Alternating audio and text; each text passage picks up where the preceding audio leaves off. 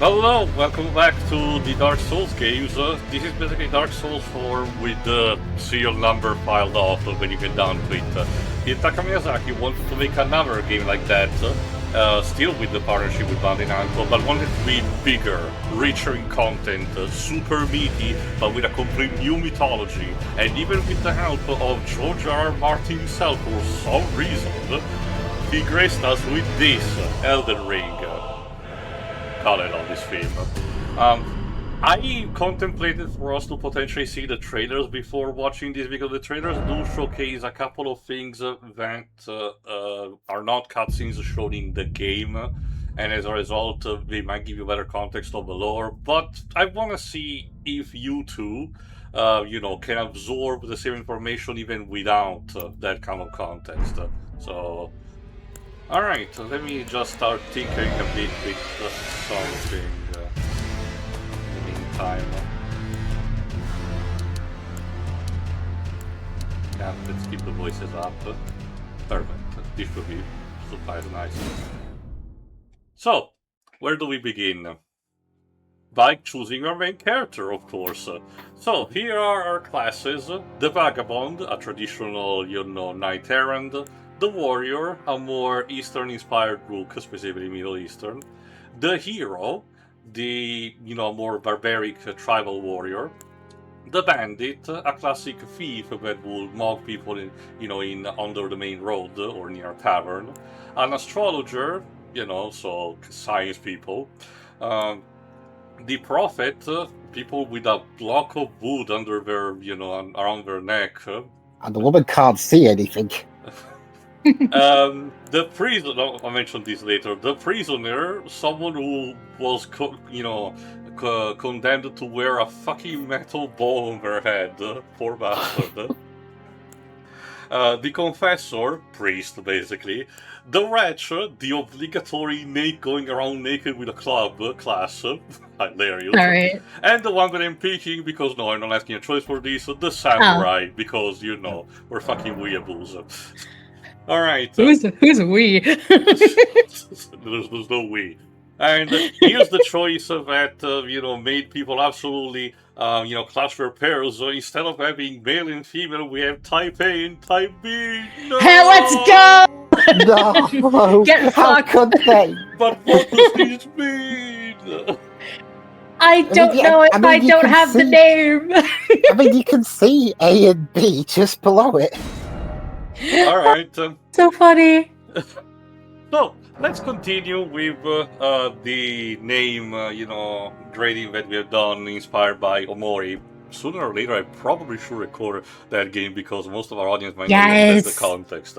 So for this, I'm gonna use a quote from the original Marathon games. I don't remember precisely how it goes, but it's something along the line on I've been Beowulf, Gilgamesh, Achilles. I've been called 100 names before, and I will be called 1,000 more before the star grows cold and dim. I am a hero. Specifically, a Theo hero. Alright. And let's go. Age, young, of course. Origin, samurai. The keepsake is the item that you get at the beginning. For all intents and purposes, I'm gonna get the stone sword key because it's gonna useful for us to unlock stuff in advance. It's kind of like an extra little key. You can use it once, apparently. Sorry? You can use it once, apparently. Yeah, so those are kind of like consumables, but the game does give you in generous quantities. It's just this allows us to, have a bit of an advantage. And the detailed appearance, if I recall correctly, I have one, there you go, already a preloaded appearance for a character, so we don't really have to tinker that much with the custom stuff. So there you go. Yeah, no, these are pre-made. Alright, we're good to go. Let's begin. And thus the story of the epic Italian samurai began. The fallen leaves So it all begins with a shattering. The Queen Goddess Marika shattered the titular Elden Ring, and symbolically her family got shattered as well.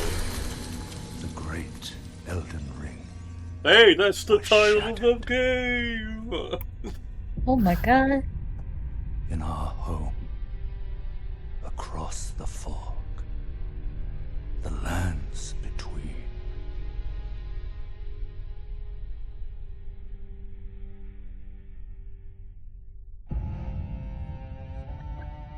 Now, Queen Marika the Eternal is nowhere to be found. She's not eternal, then. And in the night of the Black Knives, Godwyn the Golden. This was particularly nasty. We'll learn later the details about it. Oh, I'm sure. Soon, He got stabbed in the spine. Marika's Yeah, offspring, specifically, a demigods specific fall, symbol was in, carved in his flamed skin. shards of the Elden Ring.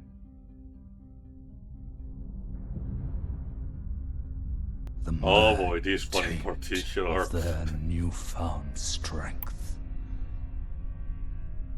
triggered the Shattering. Joy. A war from which no lord arose.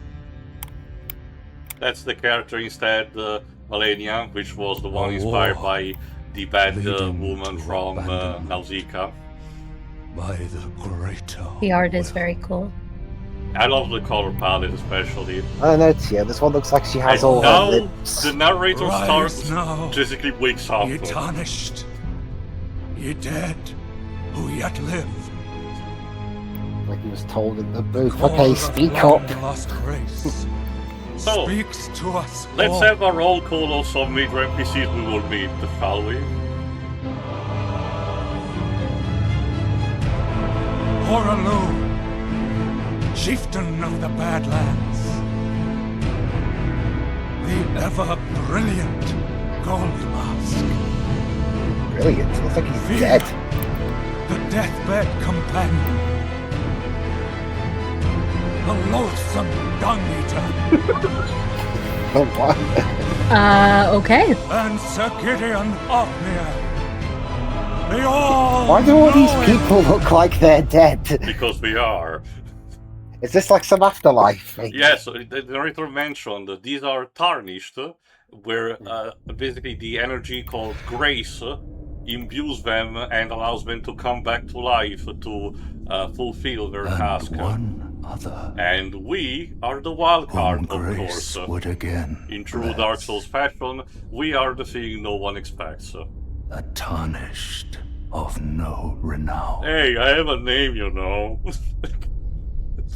It's so rude. Cross the fog to the lands between. To stand before the Elden Ring. That it destroyed. Well, maybe And the It got become better. the Elden Lord. maybe one of our job is to put it back. Who knows? Now, how do we even do that? We shall see. For now, this is where our journey technically begins. In this small temple. First off, good luck and then praise the Elden Ring. Well, yeah, sure. Very kind, I suppose. The controls are basically kind of like the same of the other Souls-like game, the other, games that From Software did. Again, standard roll, rush, dual wield. I have also a bow equipped immediately, but here's the interesting thing. By pressing triangle, I can jump. Oh my My god. God, you could actually lift your knees up into the air. How miraculous. Upgraded. Let's get instead here the Tarnished Wizened Finger. Though the path be broken and uncertain, claim your places, the Elden Lord. Basically, fingers are the material, quote unquote, that you use for cooperation and PvP in this game. Instead of just, using the colored chalk that you use in every Dark Souls game, you just have this magical finger that leaves a sign on the ground. Still no head. Damn. Can we use the fingers to flip off the bosses? It's an index finger, so I'm afraid we cannot. So, here's immediately a cool thing. You see a lot of red stains. Remember, those are basically where the players that died. A lot of players get tricked into just jumping off from now, but while technically can, you're possibly not even supposed to do that. This is a location we will potentially revisit in the future anyway, so... but instead... But want to test that fall damage? Yeah, sure. Sure about that. Well, it's kind of funny, because in this game, the falling damage is actually a bit more generous than in the previous games. It's calculated a bit differently, because the locales are just that, more sprawl. So, in true Souls-like fashion, your road ahead is blocked by a boss that you're technically not even shouldn't be able to beat now. The Granted Scion, which immediately tossed me. Up to a great start.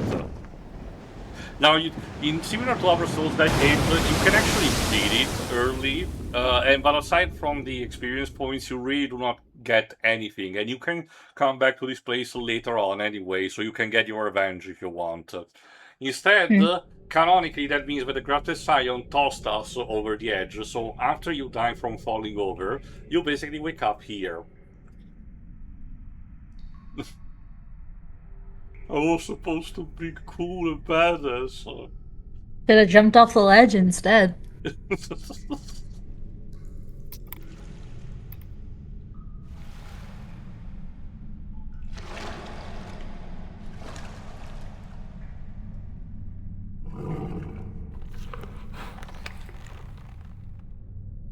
Horsey. Kinda, sorta. It's more of a mix between a horse and a goat. Don't worry, Torrent. Fortune is on his side. Don't look like it. We found him here, after all.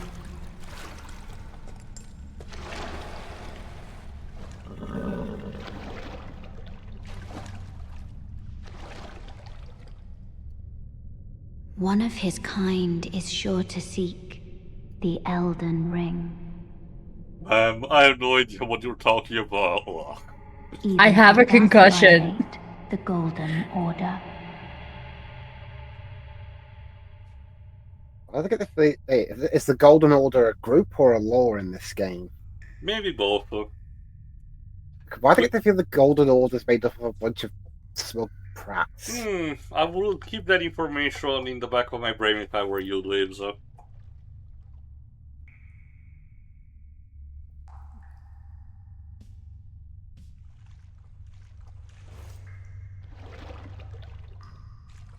Nothing like the super healthy, moist air of the inside of a cave.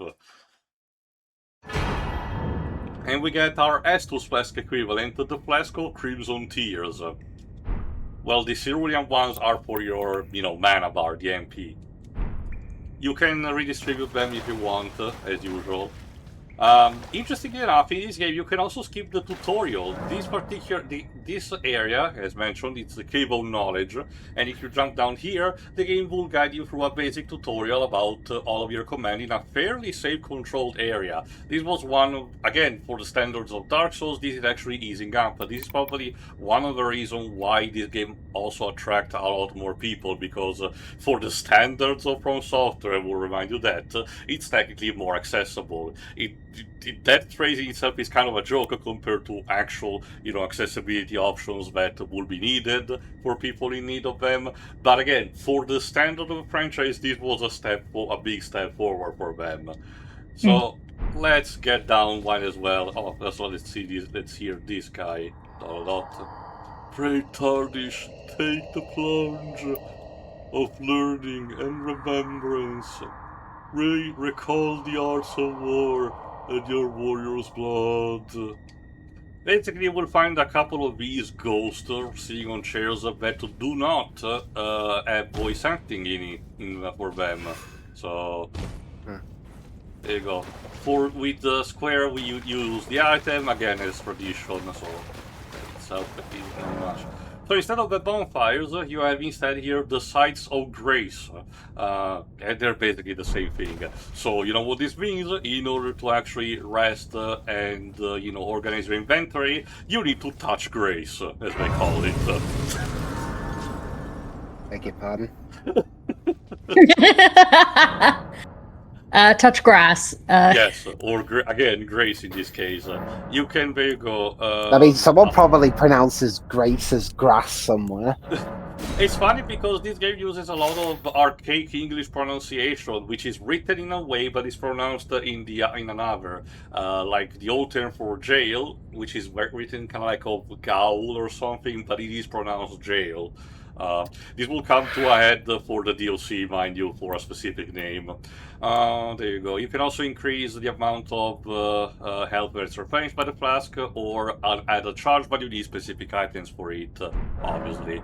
And you can also, believe it or not, have the time pass. If you want to have your surroundings, we don't really see that because we're in a cave right now, but outside you can also have your surroundings be either in the day, in the night, at dawn, or dusk. This will be important because some enemies or NPCs show up only in determined amount of hours of the day, and while there is a day and night cycle, you can ease things up by resting at the sites of grace. So let's move forward.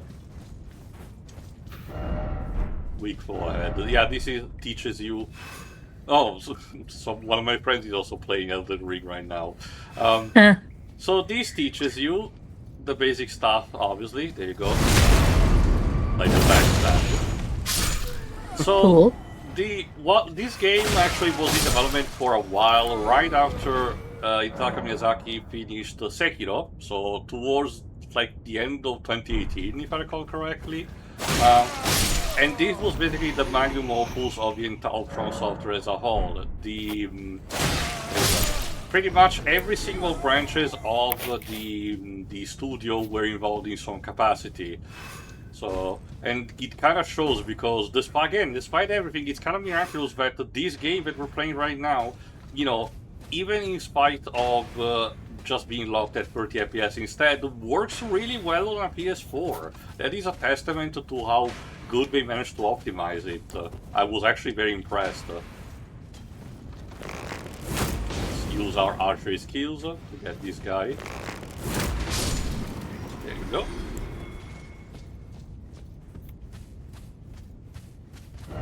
Try item crafting, no. Here's also another thing. You also can gather the materials from the overworld, like fruit from bushes, or even kill some local wildlife, like eagles, boars, and stuff, in order to get material like bone that you can use to craft specific items like ammunition and projectiles for ranged weapons. So that's pretty neat. Okay. Okay. There you go. When it comes to the katana, I prefer to actually roll it dual, two-hand. There you go. It also has the advantage that it causes bleed, so even me attacking also guarantees that I will actually, deal a decent enough amount of damage.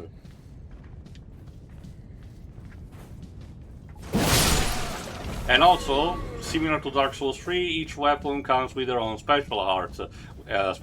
In the case of the katana, of course, is the quick draw.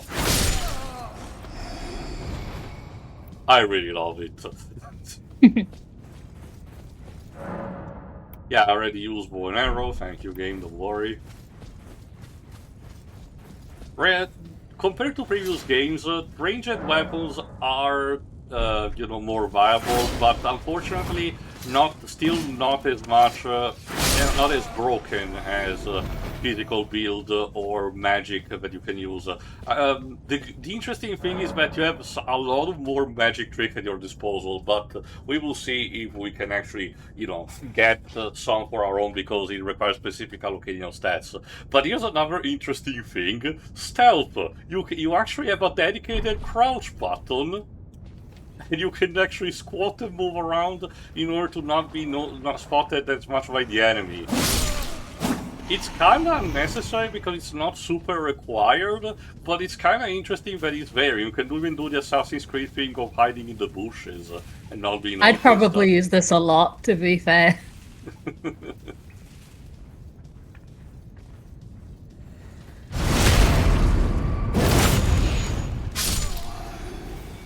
you go. You also, okay, stance breaking. Ah, yeah, you can also use the jump attack like this. Ow.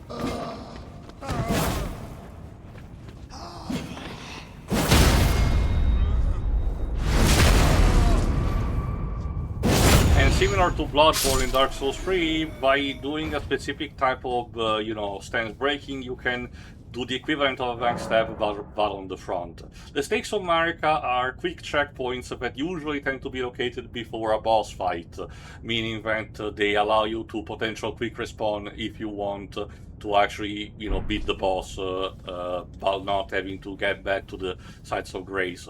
They're not completely common everywhere, but in other cases they allow you to save some backtracking. Your real test for this cave of knowledge is this guy, a soldier of Godric. This is a very common enemy that they're just hyping up as a boss, but as you're about to see, it's very PC. Yeah, there was a huge decrease in that health bar there for him.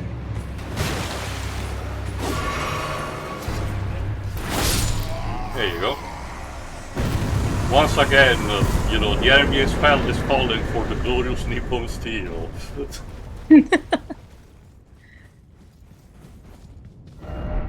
Well done, skeleton. But I'm not a skeleton. I'm not a skeleton, no. And you also get a small reward for actually getting here. The taunt to strength, which is kind of neat.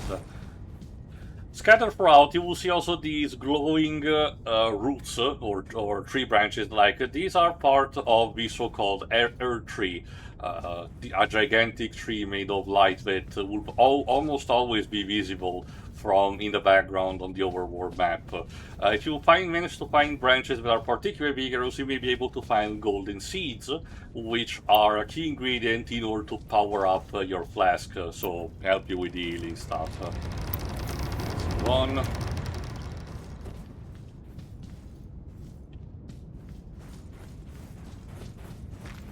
Alright, here's another Sites of Grace. There's no grass. Now, here's another thing. This is the entrance to a catacomb, one of the types of dungeon that you find. In order to unlock this, you need to use the particular gargoyle keys that is similar to the ones that we have as the bonus item. However, this is a newbie trap. Do not go here immediately, because you will get your ass handed to you very easily. We will return later, but only when we're a bit more powerful to deal with what's inside. Yeah, this is for the co-op, the Finger Sever, as it's called. And so this tutorial is a lot of the developers just bullying you. And again, for the standards of From Software, it's actually a step forward. Normally it's just more about, get beaten up. Welcome to Dark Souls, bitch. Now give me your lunch money. Yeah, basically. Let's open up, and we're thrusted into the overworld, specifically in the region of Limgrave. Now that is one side, and that thing in the background, that's the Earth Tree, this gigantic glowing, golden Yggdrasil-like tree.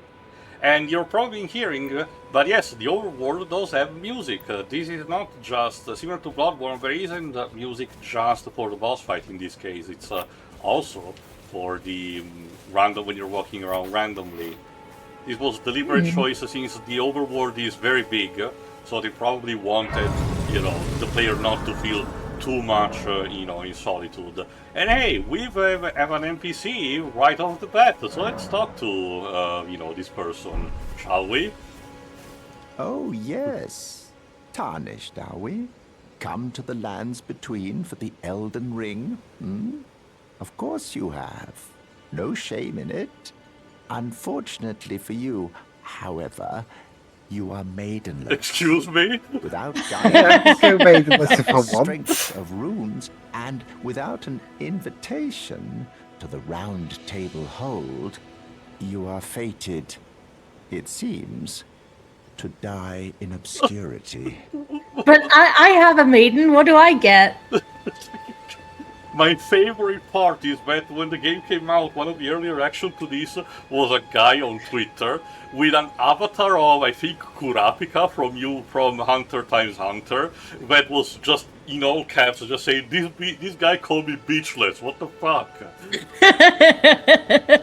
This is where a lot of people turn off the game. They can't deal with it. One shining ray of hope for even the maidenless. Me. Vare.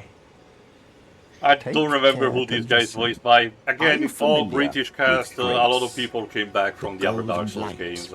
that gives life. Wow, to get you called tarnished. maidenless in British. You may also behold its golden rays pointing in a particular Now, direction. memes aside, at this guy is times. kind of deceptive in is the what he's doing. guidance of grace. Deliberately calling The you path maidenless and everything, that but the telling you tarnished just go in a must specific travel. direction, it will be fine.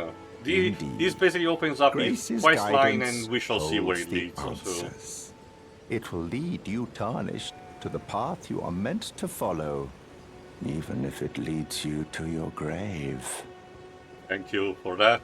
Grace's guidance will to Castle Stormvale, over on the cliff, the home of the decrepit demigod, Godric the Grafted.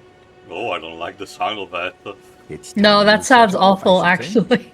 To Castle Stormvale on the cliff, where Grace would guide you, if you seek the Elden Ring, maidenless as you are. Stop calling me that!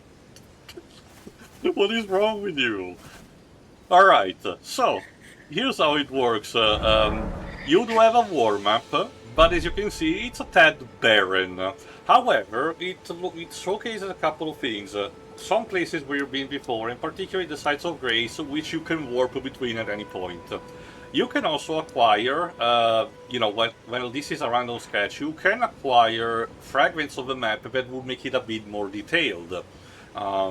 And as you can see, you do get, even on the basic sketch, just a brief hint of what the pathway might be for some specific road, mind you.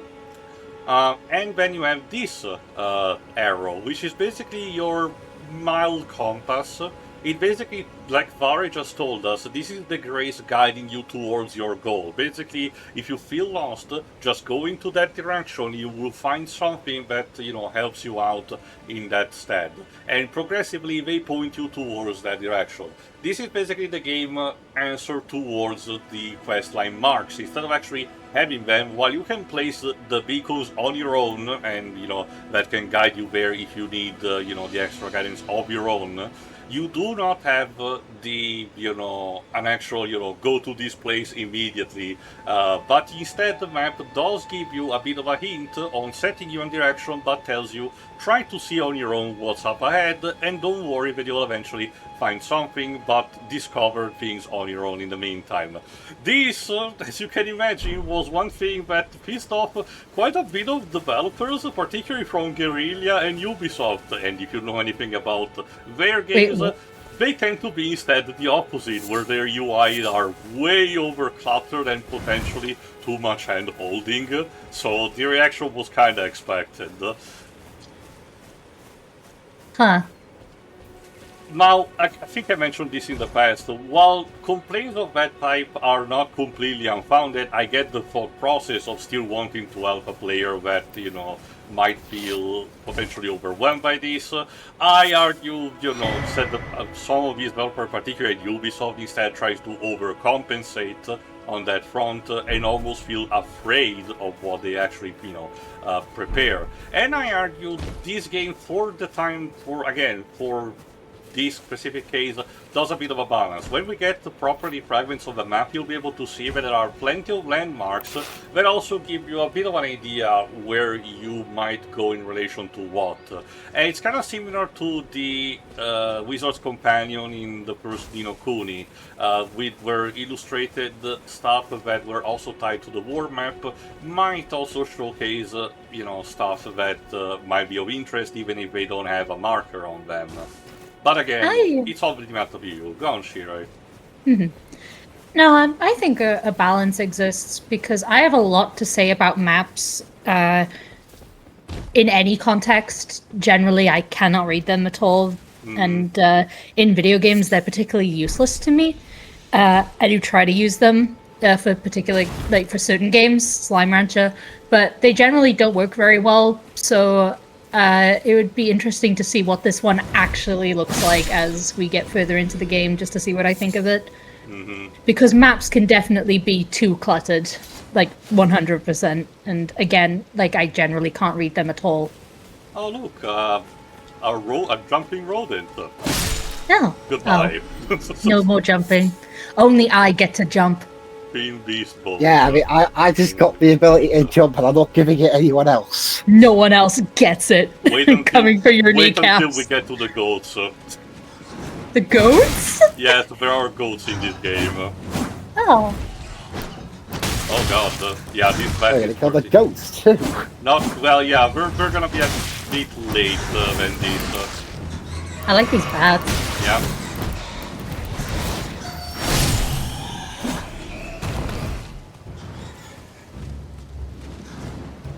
You can also hear it faintly, but there's also a battle theme for these specific smaller enemies. Again, this is trying to embrace a bit more the classic RPG nature of the genre.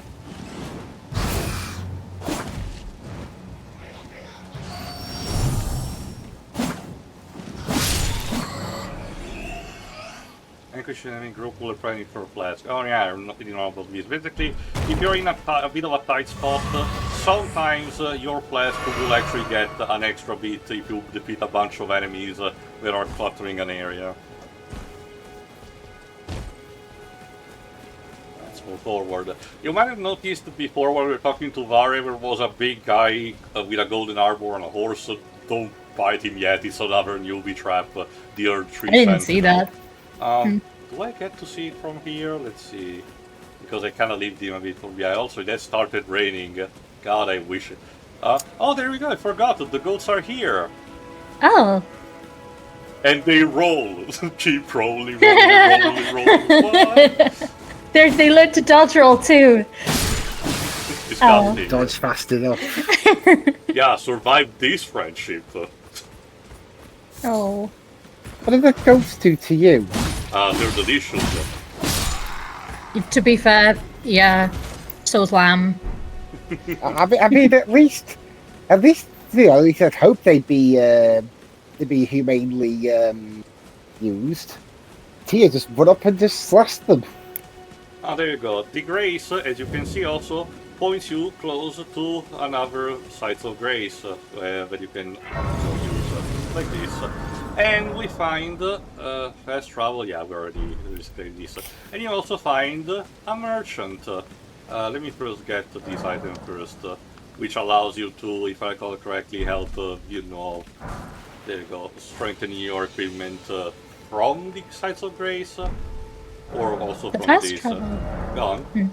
The fast travel being available from the get-go, as long as you have the points open, helps a lot with the map situation, actually. It was, again, remember, if you recall, from in the first Dark Souls, you did need to unlock it after you defeated Ornstein and Smough. So the game kind of locked you in up until a certain point. But starting from Dark Souls 2, you did unlock it properly. Bloodborne, as I noticed, was a bit cumbersome because all the time you need to get back to the Night Hunter's Dream and then teleport in a specific location. Yeah. So instead here is actually, allows you more mobility. Anyway, let's talk to the merchant. Someone I talked about it in the past. You're tarnished. I can see it. And I can also see that you're not after my throat. He has Then why reasons not to say purchase a that. little something? I am Kale, purveyor of fine goods. Well, before that, let's talk. I am of bit. a nomadic people, selling wares as I travel. The land has been tainted by madness since the shattering of the Elden Ring. It's only tarnished like yourself, who keep things from drying up entirely. Let's say you're a very welcome customer. You know, if you can spare the runes, you should buy yourself a crafting kit. A crafting kit allows you to make basic items on your own. Essential, really, if you intend to survive out here for any duration. The kit costs a bundle, and I admit I do take my cut. But the important thing is that you survive. Every customer counts, after all. There you go. So, what you will find from each merchant are a bunch of, different goodies, like, armor set, like the classic chainmail, which really sucks, so don't bother with that. Some notes that do give you potential hints towards location of specific treasure or enemies. If you know already about the game, obviously you do not need them, but for a newcomer they might be interesting if you have, again, the currency, which are not souls in this case, but rules. That you get defeating the enemies. The cookbooks instead allow you to gain knowledge about things that you can craft, again, using the stuff that you collect by slaughtering the wildlife or picking up berries from bushes. Yeah, let's get the crafting kit, like Ali asked us. Do I have enough for the telescope? Yes. Okay. Hey. So you I'm cook glad too, you took by the my sound warning of it. to heart. You've made an excellent choice. Yeah, there you go, the item crafting. Okay. What is it? Okay. Goodbye for now. Again, I don't Yeah. remember who Kale is voiced by, but I need to talk immediately about something. Kale was supposed to have his own quest line, and unfortunately it was cut away from the final product. Nobody knows why, because it was, from what people learned, it's actually genuinely one of the most moving pieces of, small NPC-type side quest that was Oh. ever created for one of these games. I will talk more about it when it becomes relevant, but recall what he said, and, also his attire. No, What's his? a lot of people joke that he looks like Santa Claus, but no, it's not. I was gonna say What's that. his? What's his name? Kale, while the E at the end is accented upon. I don't remember which direction. So Kale. From what I understand, the actual word Kale is actually one name that the Roman people are called in a northern state like Sweden or Norway, but I again don't know the detail. He's voiced by Nabil Al-Wahabi. Again, probably In terms another of- British actor. In terms of video game voice acting, he's been in stuff like Diablo 4's additional voices and Cypher in Valorant. Okay, fair enough. Again, more recent stuff. But again, from his attire and his well speaking, he will disclose more information as the game goes on, even with his questline cut. You can kind of tell all the other merchants dress similarly to him and have similar dialogue. His people are clearly, a shout out basically to the Roma. What the game does with this information, you'll need to see for yourself as we get through it. We're way still, early for me to elaborate more upon it. But just, again, keep that information in the back of your brain. Hi, goat. Bye, goat. There you go. Here's the guy in the armor, Shiro. He's wearing a side of grace. So let's say hi to him. Why do I hear boss music? Don't worry about it. I think it should be. Ow.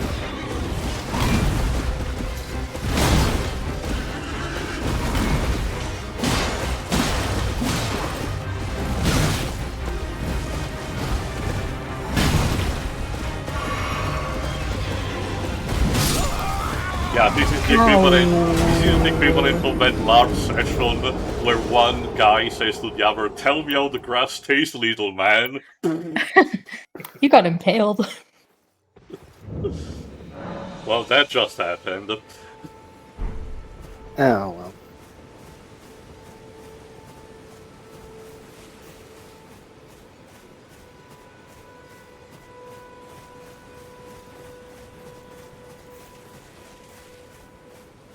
Go on in the meantime, Dave, since now it's time to do some exploring in the meantime.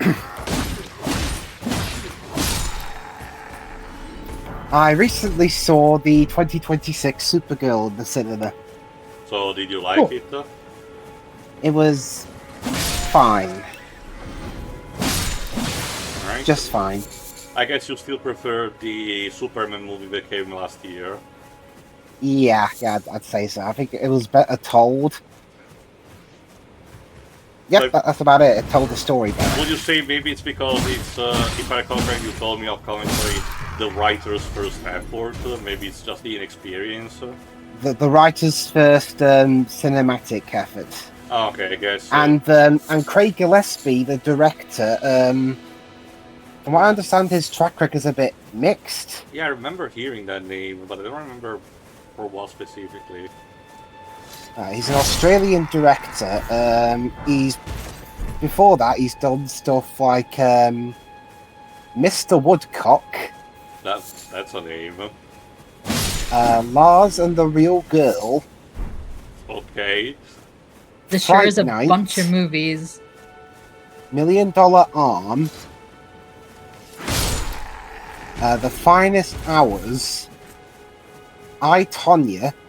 The 2021 Cruella movie. Oh, goody. And Dumb Money. Like, okay, that movie wasn't that bad. Not Dumb Money. No, the Cruella de Vil movie, it wasn't that bad. Wasn't great, but... He also did some television work, mainly his things directing adverts. So a lot of stuff like 7-Eleven through to ESPN, Nintendo, Subway, Yahoo. A lot of directors, were doing stuff like music videos in the past to, as we say in my country, flex, make their bones, working out the kinks. So I'm not too bothered by it. Anyway, here are some special friends, turtles, or as the messages say, behold Pickle, or praise the dog. Yes! I don't likely dog. Yes. Yeah, that's a dog. Basically, the average message that you find around turtle usually is basically like, could this be dog? Yes, I believe. Cool, I guess.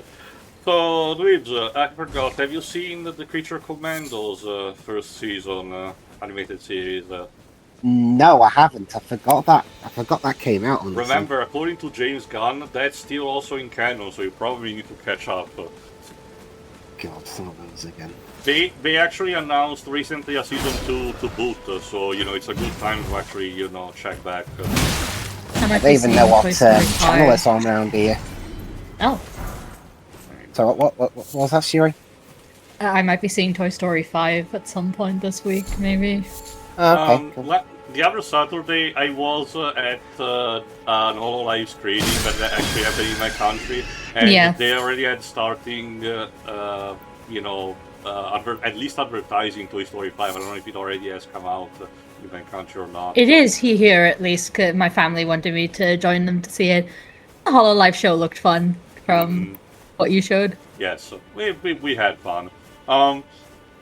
For me, I mentioned in the past that Toy Story in general, from my country's point of view, kinda died with the third movie, regardless of the quality of the subsequent movies. Again, there's a lot that can be said about Toy Story 4, but even regardless of that, mostly because the voice actor that we had for Woody, which was a TV presenter that was specialized in conducting a lot of programs and dedicated to educational entertainment for children, did pass away in between movies, and he kind of felt that the character died with him on our point of view. Don't get me wrong, the person that he chose to replace him did a perfectly fine job, but it's just like more of a case where it did not felt the same to us. So for the people who were still interested, we just watched it in the original language anyway. So alright, so let's clear up this encampment of godly soldiers. Smoldering butterfly. Yeah, sing the song of your people, dude. I like how the turtle is the only thing you haven't killed so far.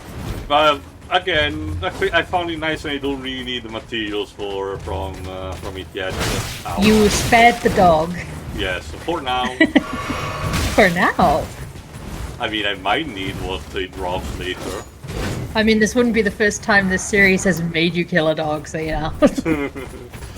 Interesting enough, another thing that I haven't mentioned, but you might have noticed... oh yeah, there you go. A map fragment. I will showcase it later. Another thing that it's noticeable a bit now, but not, immediately. While you're not in combat, in the overworld map, you actually don't consume stamina for running and jumping. So, for traversing a big, this big overworld, the devs understood that, to give you, ironic enough, a bit of grace, they just decided to, give you a bit of a hand and not forcing you to wait periodically for your stamina to regen. But exhaustion and stuff from battles is a thing, I suppose. Yeah, okay. Again, it kind of makes sense again for balancing purpose, but it's still kind of neat that, again, all these small little things in order to make the progression in the traveling, more smooth for a player, something that you can appreciate. You also can hear a bit that the battle theme is still a bit subdued. It gives you the sense of tension, but at the same time,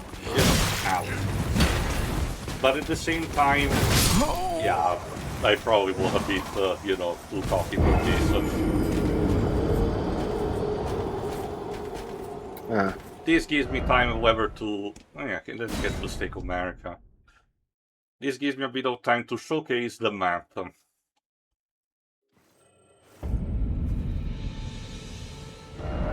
There you go, the Engraved West specifically. This is how, there you go, one fragment, mind you, of the map is, obviously you can zoom in. We're basically here, again, the sites of grace are pointed out to you, and even the Stakes of America. There you go.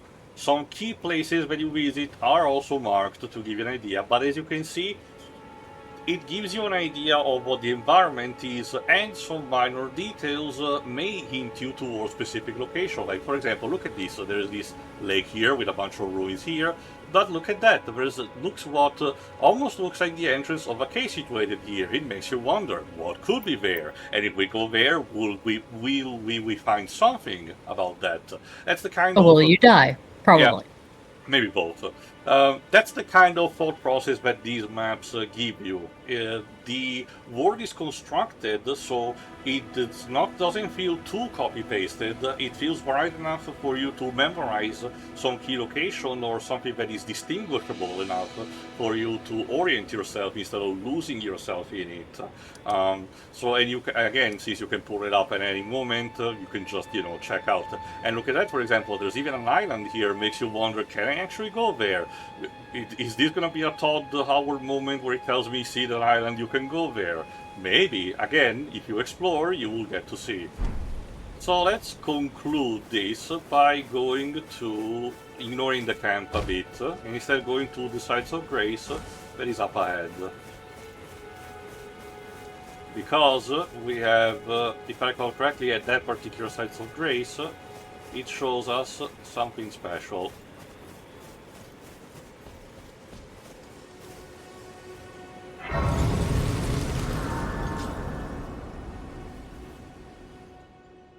Yes, okay.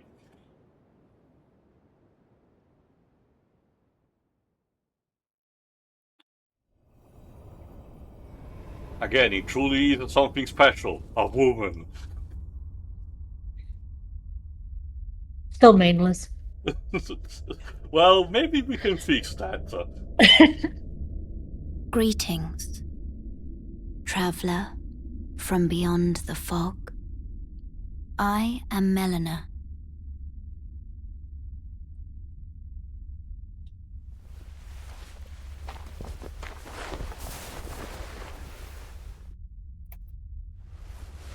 And she's very pretty. Yes, she is. I offer you an accord. Also, you got something on your eye. Have you heard of the Finger Maidens? They serve the Two Fingers, offering guidance and aid to the Tarnished. But you, I am afraid, are maidenless. Stop calling me that. I can play the role of maiden, Is that Pedia here? turning runes into strength to aid you in your search for the Elden Ring. You need only take me with you to the foot of the Erd Tree. But believe it or not, you can actually say no to her, and I know what you're thinking. Why would I even do that?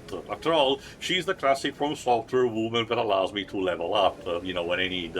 Well, it's easy. For the, nut shop, like people who play Kingdom Hearts way too much when they need to, and want to have a low-level run, for example. That way, you're basically prevented from level up to begin with, so you'll have the temptation to actually accidentally level up. But again, for our purpose, let's have her as our Then maiden. it's settled. Summon me by grace to turn runes into strength. Green grass. Ah, another matter. Also this. I bequeath to you this ring. The spectral steel whistle. Don't worry, you don't have to equip it, it's automatic.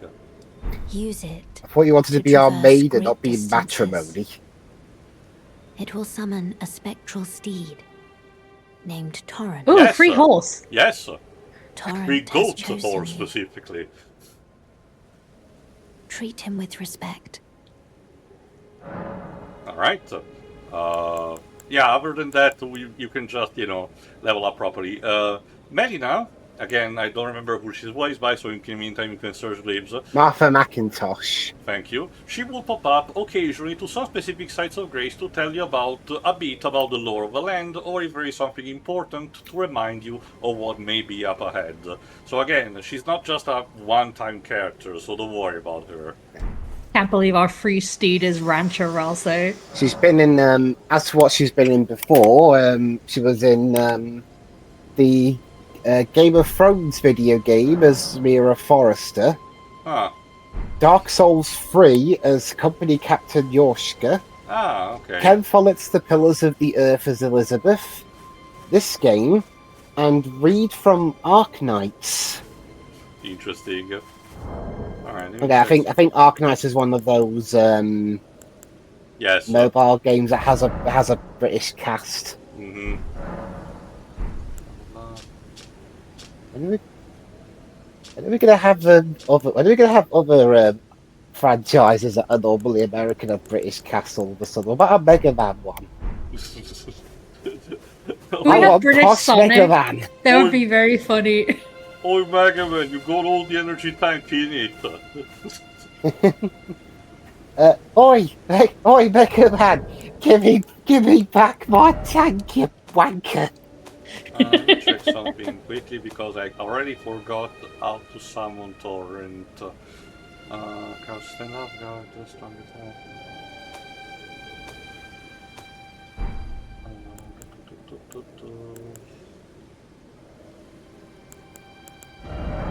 Or if you can make football chants based off the characters as well, like Doctor Light, he's the one who took your wife. What about Resident Evil in British? I'll take that. I mean, we've got Silent Hill in Britain, so that's the next logical step, I suppose. And besides, the most recent game had a few British voice actors in the cast. So funny thing also about you, remember the name of the steed, Torrent? Mhm. Yeah. This caused a bit of hilarity in the community that pondered if From Software named it just so that people who wanted to pirate the game on day one might have had a bit of confusion from their Google searches about Elden Ring torrent. Imagine that got someone. Right.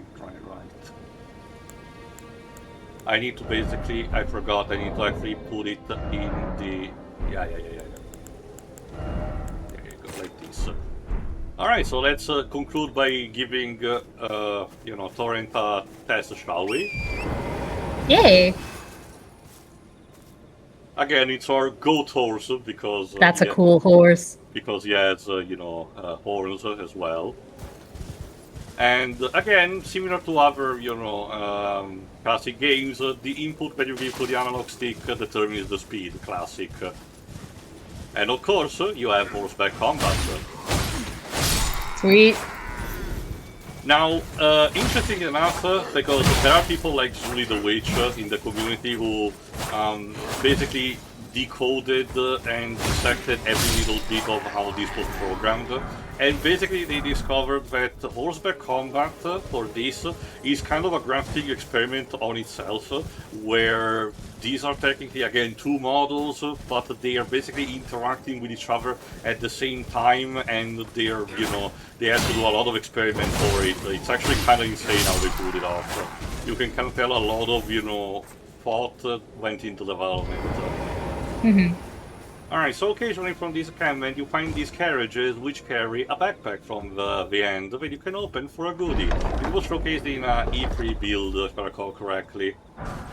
And get a flayed weapon, which had a lot of players potentially freak out because they were like, oh no, we're doing the Ubisoft open world thing where you need to liberate the encampment, find the towers and everything, but no. They didn't do that. And yes, Torrent can also jump. There you go. In fact, there will be some platforming sections for you to do, both on your own and potentially with Torrent. So this is already the best game. Fun times are ahead, as you can imagine. Let's get back our rules.